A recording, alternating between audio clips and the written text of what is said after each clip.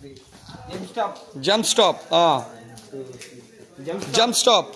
Good. Jump stop. Good. Jump stop. Good. Dribbling to jump stop అన్నమాట. ఓకేనా? 2 or 3 dribbles తర్వాత jump stop. Jump stop చేసిన ప్రతిసారి ball మన చిన్ కింద ఉండాలి, చెస్ట్ క్లోజ్ గా ఉండాలి అన్నమాట. స్ట్రైట్ గా చూడాలి. ఓకేనా? 1 2 3 jump stop. ఓకేనా?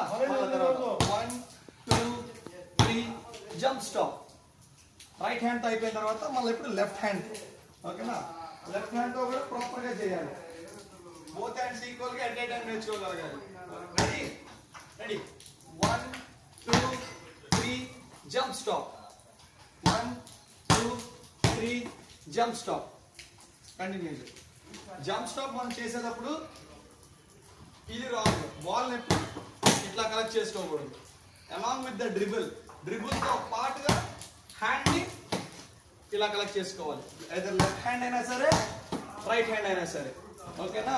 డ్రిబుల్ తో పాటు jump stop collection. Ball proper గా చిన్ కింద ఉండాలి.